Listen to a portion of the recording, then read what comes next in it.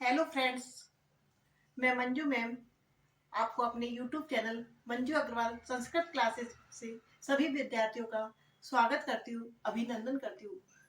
नमो नमः संस्कृतम।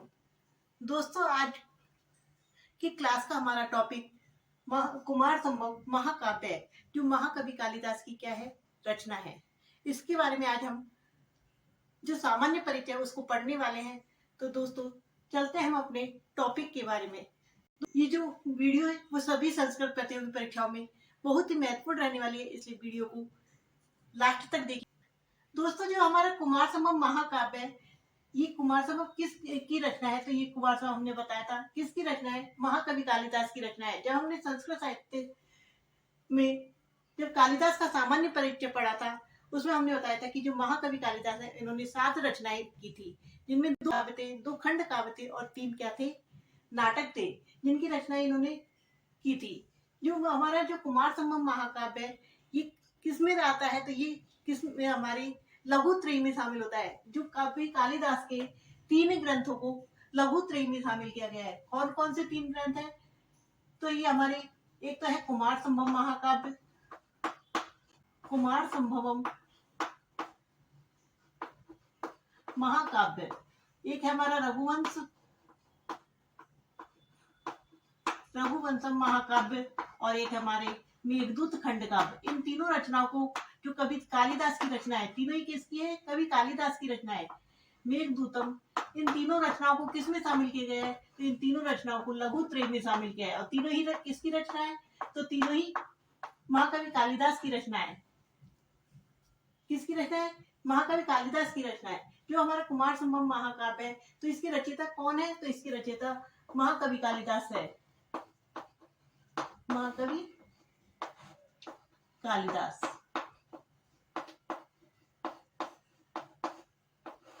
दोस्तों, जो यदि हम बात करें कुमार संभव महाकाव्य की, ये कौन सी विधा है, अर्थात ये किस विधा में लिखा हुआ है? ये खंड काव्य है महाकाव्य, तो ये किस में लिखा हुआ है? महाकाव्य में लिखा है। ये क्या है?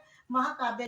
दोस्तों, अगर इसके उपजीव्य की बात करें, अर्थात इसका जो कथानक है वो कहाँ से ग्रहण किया गया है, जो इसका कथानक है वो कहाँ से ग्रहण किया है? तो इसमें जो कथानक है वो श्रीमद् भागवत से लिया है। श्रीमद्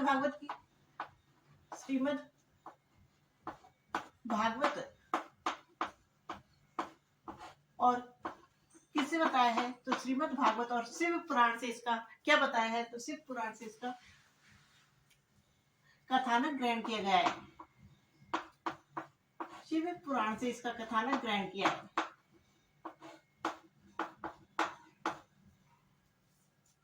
जो कुमार संभव जो महाकाव्य है, इसका जो नामकरण पड़ा है वो किसके नाम पे पड़ा है? तो इसमें का जो नामकरण पड़ा है, जो शिव पार्वती के पुत्र कुमार कार्तिक है, उसके नाम पर इसका नाम क्या पड़ा है? कुमार संभव महाकाव्य पड़ा है। दोस्तों, जब एक राक्षस थे ताड़कासुर, तो ताड़कासुर से जब पृथ्वी हाहाकार करने लगी थी, स्वर्ग में देवता भी उससे घबराहट महसूस करने लगे थे, तो सभी किसके पास गए थे? तो ब्रह्मा जी के पास गए थे उसके वध के लिए। तो ब्रह्मा जी ने कहा, इसके वध के लिए शिव पार्वती के पुत्र ही इस कार्य को संभव कर पाएंगे। जो शिव पार्वती का जो पुत्र होगा वो ही इस कार्य को संभव कर पाएगा, अर्थात इस ताड़कासुर का वध कर सकेगा। इसलिए इस जो काव्य है, इस महाकाव्य में जो ताड़कासुर का वध होता है, तो उसी के नाम पर पड़ा है कि कुमार ही संभव कर पाएंगे, अर्थात कुमार कार्तिकेय ही इस ताड़कासुर का वध कर पाएंगे। इसलिए इस महाकाव्य का नाम क्या पड़ा है? कुमार संभव। जो ये कुमार आया वो किसके लिए आया है? शिव पार्वती के पुत्र है कार्तिकेय, उनके लिए शब्द प्रयुक्त हुआ है कुमार। दोस्तों, यदि अब हम बात करें मंगलाचरण की, तो इसका जो मंगलाचरण है वो कैसा है? तो इसका मंगलाचरण वस्तु निर्देशात्मक मंगलाचरण है। कैसा है? वस्तु निर्देशात्मक है।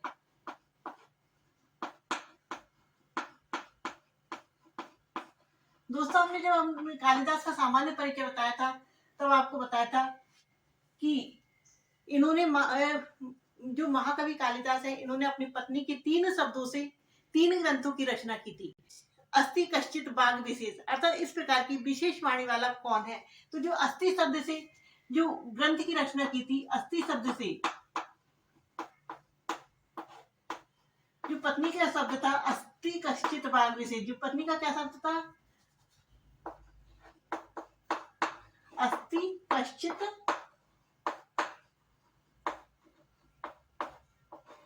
भाग विशेष।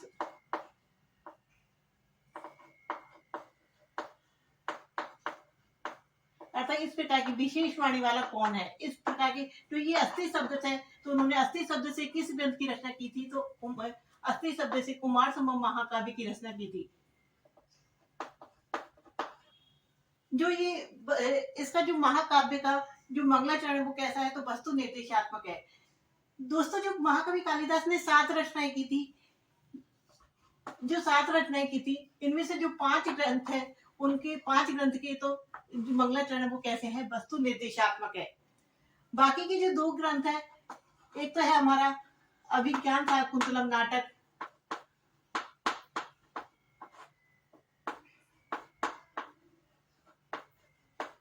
अभिज्ञान शाकुंतलम नाटक, और एक है हमारा रघुवंश महाकाव्य।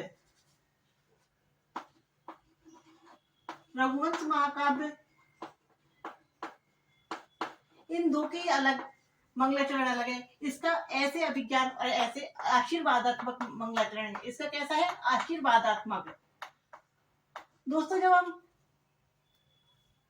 किसी के कंपेटिटिव लर्न करते हैं, याद करते हैं, तो हमें जल्दी याद होता है। तो हम एक ही जगह पे यदि इनको देख लेते हैं तो जल्दी याद होता है कि जो अभिज्ञान शाकुंतलम का जो कैसा है, तो आशीर्वादात्मक है।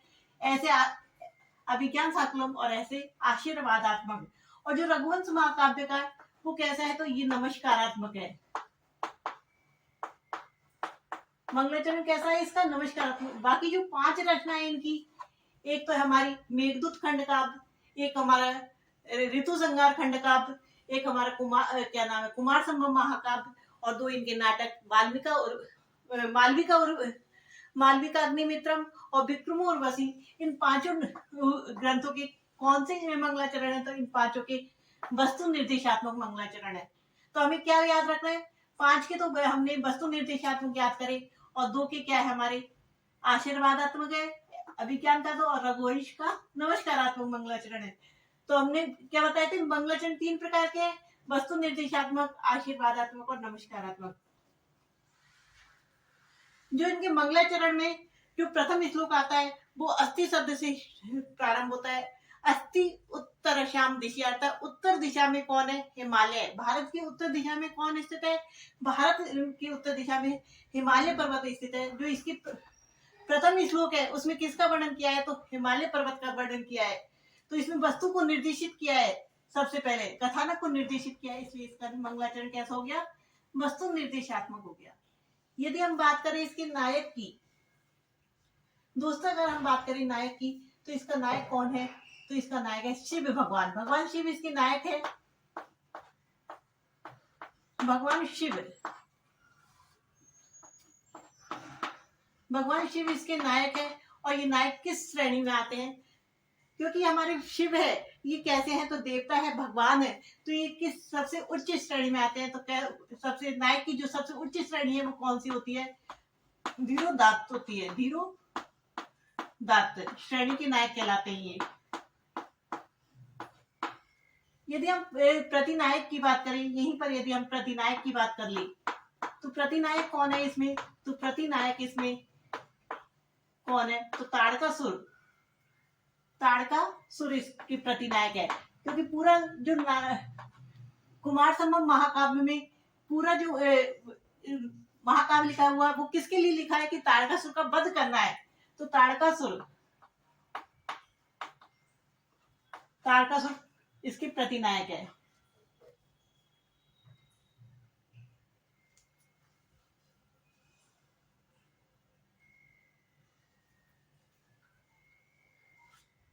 कौन है, तारकासुर।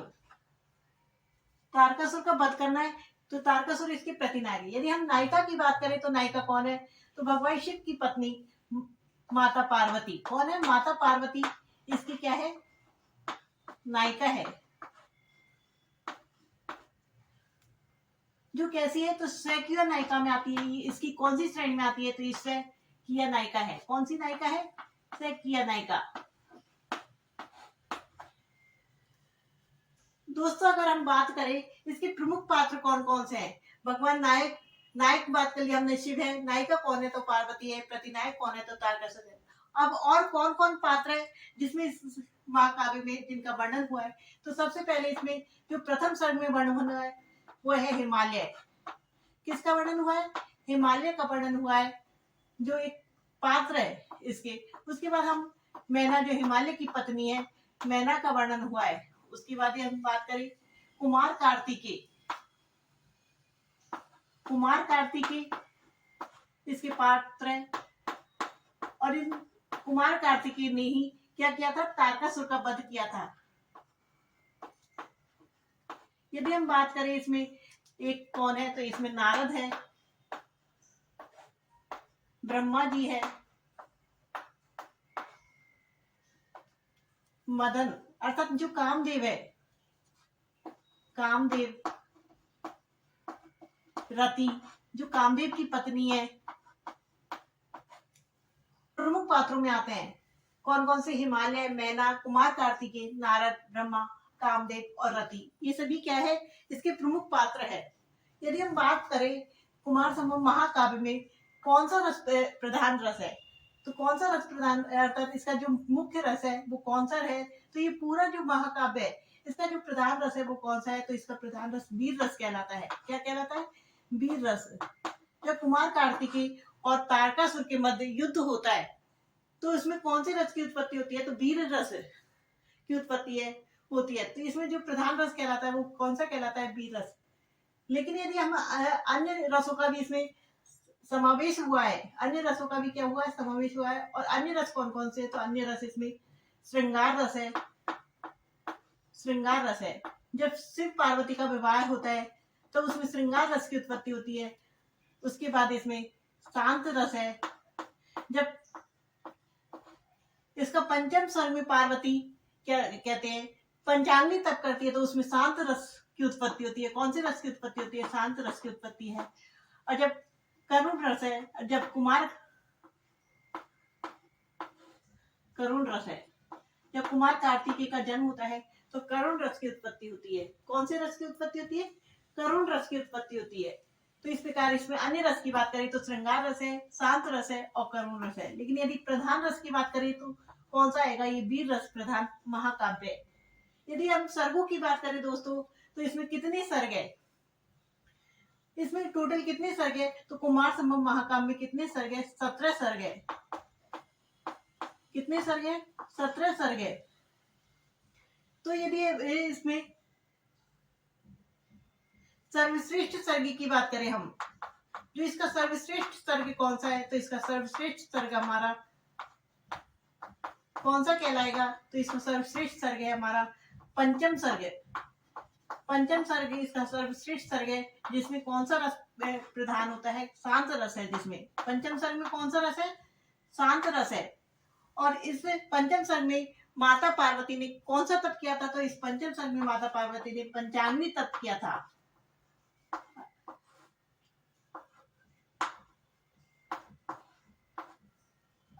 पंचाग्नि तप किया था। कौन सा तप किया था? पंचाग्नि तप किया था। इसलिए इस महाकाव्य का सर्वश्रेष्ठ यदि आपसे सर्ग पूछे तो कौन सा सर्ग हो जाएगा?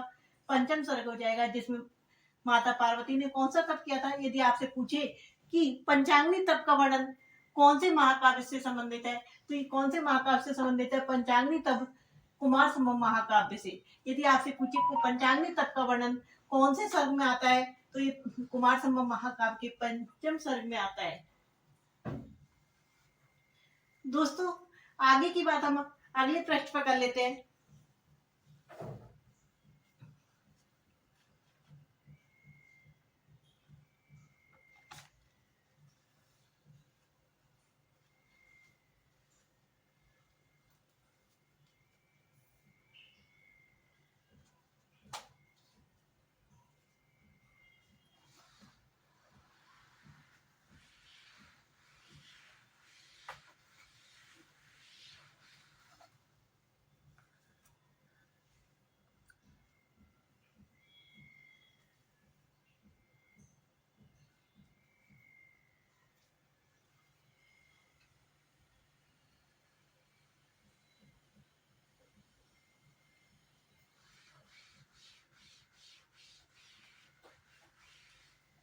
दोस्तों हमने आपको बताए थे इसमें कितने सर्ग है, तो इसमें सर्ग है 17 सर्गों वाला ये महाकाव्य है।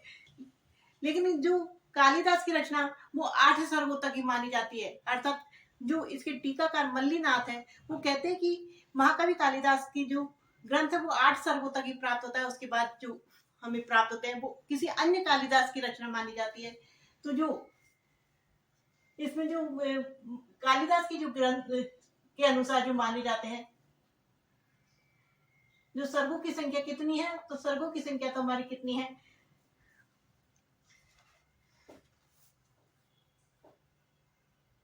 कालिदास की जो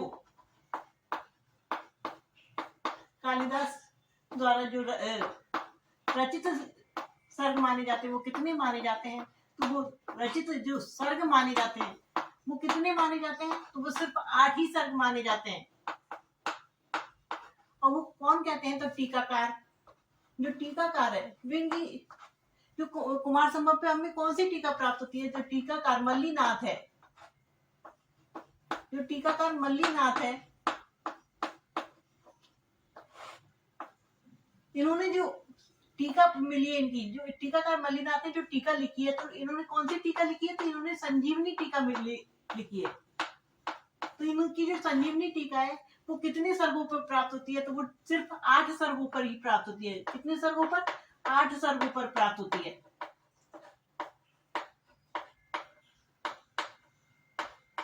ऐसा कहा जाता है कि जो इन्होंने टीका लिखी है 8 सर्ग में शिव पार्वती के विवाह के बाद जब उनके संभोग की दशा को 8वें सर्ग में बताया गया था, तो उसके बाद मल्लीनाथ जी ने वो टीका नहीं लिखी, और उसी सर्ग के लिखने की वजह से जो कालिदास थे, जो महाकवि कालिदास थे, उनको कोढ़ी रोग हो गया था। कौन सा रोग हो गया था, कोढ़ी रोग हो गया था।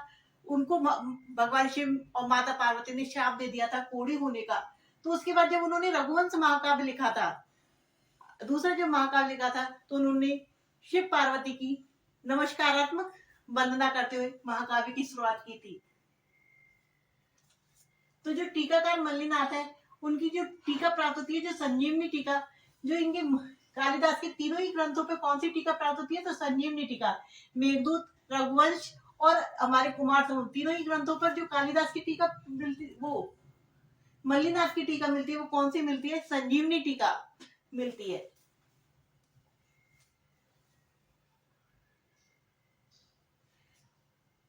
एक और टीकाकार है वो है सीताराम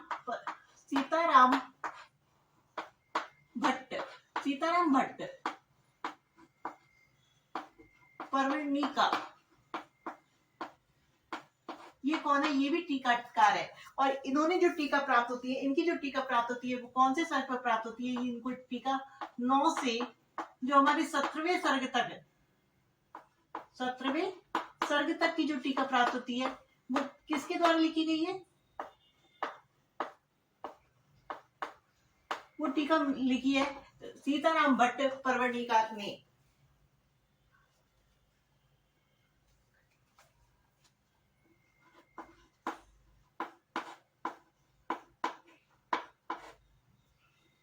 इनके द्वारा जो टीका लिखी है सीताराम भट्ट पर्वणिका ने, तो इन्होंने कौन से सर्ग पर लिखी है, तो इन्होंने 9वें सर्ग से 17वें सर्ग तक टीका लिखी है। और 8वें सर्ग तक जो टीका प्राप्त होती है, 8वें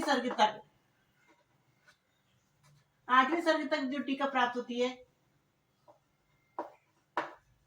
वो किसकी होती है, तो वो टीकाकार मल्लीनाथ की प्राप्त होती है। कुल सर्गों की संख्या पूछे तो कुल सर्ग तो हमारे कितने हैं, 17 सर्ग कहलाते हैं। लेकिन यदि आपसे पूछे टीकाकार मल्लीनाथ के अनुसार कालिदास के द्वारा जो विरचित सर्ग है वो कितने हैं, तो वो कितने कहलाएंगे, 8 सर्ग कहलाएंगे। और मल्लीनाथ की टीका कौन सी मिलती है, तो संजीवनी टीका मिलती है। मल्लीनाथ ने कालिदास के 3 ग्रंथों पर कौन सी टीका लिखी है, तीनों ही ग्रंथों पर संजीवनी टीका लिखी है। कौन कौन से ग्रंथ, जो लघुत्रय के 3 ग्रंथ है उन तीनों ग्रंथों पर हमें संजीवनी टीका प्राप्त होती है। और जो ये सीताराम भट्ट पर्वणिका है ये भी कौन है, तो ये भी टीकाकार है। कौन है, ये टीकाकार है। और इनकी जो टीका प्राप्त होती है वो किसमें मिलती है, कुमार संभव महाकाव्य के 9वें सर्ग से 17वें सर्ग तक टीका प्राप्त होती है। दोस्तों यदि चैनल पर पहली बार विजिट कर रहे हो तो चैनल को सब्सक्राइब कीजिएगा एवं वीडियो कैसी लगी कमेंट करके बताइएगा और वीडियो को लाइक कीजिए एवं मित्रों के साथ शेयर कीजिएगा। Thank you for watching.